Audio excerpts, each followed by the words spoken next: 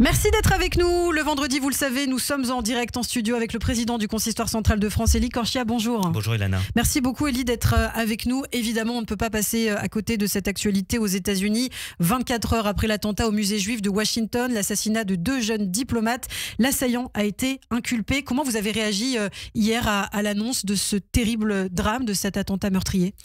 L'effroi, bien sûr, d'abord, parce qu'on est saisi d'effroi quand on apprend une nouvelle pareille.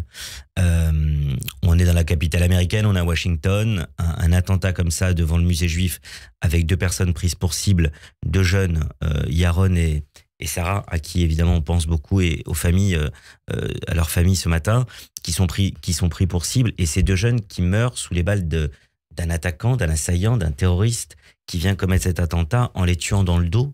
Oui. En leur tirant des balles dans le dos. Alors 21 douilles ont été retrouvées. 21 douilles, ça veut dire qu'il a tiré grosso modo une dizaine de fois sur chacun des 2.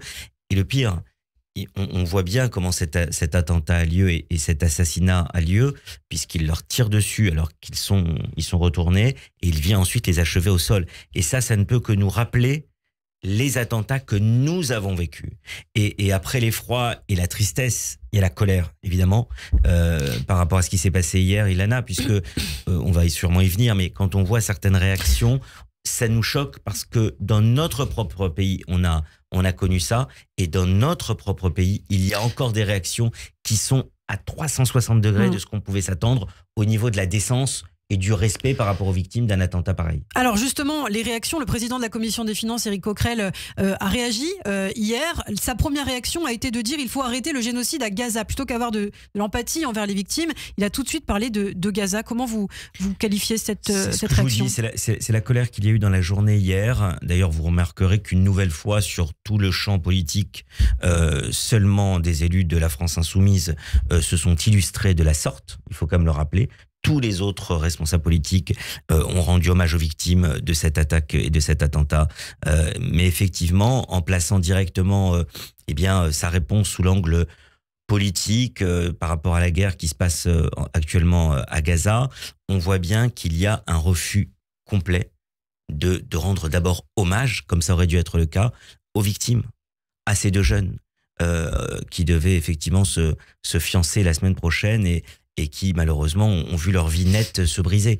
Et donc ça nous pose aussi une réflexion, c'est-à-dire qu'on passe notre temps à dire attention, l'antisionisme et l'antisémitisme sont aujourd'hui intrinsèquement liés et le combat doit se faire aussi sous cet angle-là, et on ne peut pas accepter qu'alors qu'il y a un nouveau marqueur, parce que cet attentat à Washington, ce meurtre de ces 2 personnes-là, inculpation d'ailleurs pour assassinat avec préméditation dans la nuit, par rapport à ce qui s'est passé aux États-Unis, on ne peut pas ne pas rappeler ici que celles et ceux, notamment parmi les politiques, qui ont des déclarations, qu'on puisse critiquer le gouvernement israélien. En Israël, c'est une démocratie vivante, et on sait très bien qu'il peut y avoir des critiques politiques.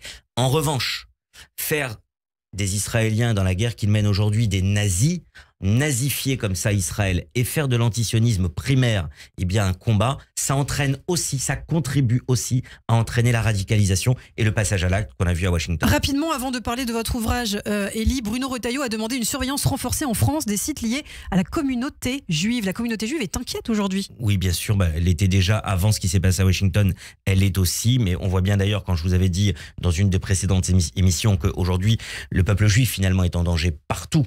On voit bien ce qui s'est passé à Washington.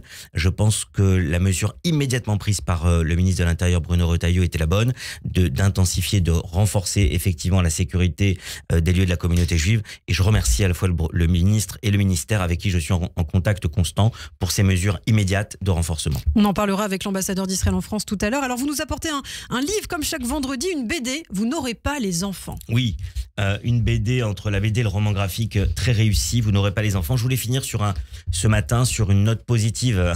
C'est une BD de chez Glénat avec Le Goueflec au scénario et Olivier Balèze au dessin. Vous n'aurez pas les enfants, c'est l'adaptation du livre éponyme de Valérie Porteret, une historienne qui a travaillé pendant un quart de siècle, pendant 25 ans, sur le sauvetage des enfants du camp de transit de Vénissieux dans la banlieue lyonnaise. C'est une très belle histoire parce que c'est une chaîne de solidarité qui s'est mise en place. On est en août 42, Ilana, après la rafle tragique du Veldiv à Paris. On est à Lyon, il y a cette rafle terrible qui font venir dans le camp de transit de Vénissieux plein de parents, beaucoup de familles et des enfants. Et cette chaîne de solidarité avec... À la tête de cette chaîne, il y a des personnes de l'OSE, du réseau de résistance. On va croiser Georges Garel et Lily Garel, notamment de l'OSE, qui lui-même va ensuite être à la tête d'un groupe important de résistance, le réseau Garel. Mais ces 108 enfants, ils vont bénéficier en fait de l'aide de l'amitié chrétienne et notamment de 3 personnalités qui sont reconnues comme justes parmi les nations plus tard. C'est le cardinal Gerlier, c'est le père Chaillet, et c'est l'abbé Glasberg, qui va se rendre compte que administrativement, si les parents, et c'est terrible, mais c'est un choix qui a été fait à l'époque, si les parents abandonnent les enfants, on peut éviter la déportation de ces enfants. Et c'est comme cela que malheureusement des parents vont être déportés, mais les enfants, 108 enfants vont pouvoir être sauvés. 3 malheureusement seront repris et déportés à Auschwitz. Mais c'est une magnifique histoire de résistance, de courage et de solidarité qui a permis le sauvetage de plus de 100 enfants juifs. Merci beaucoup Élie Korchia et Shabbat Shalom.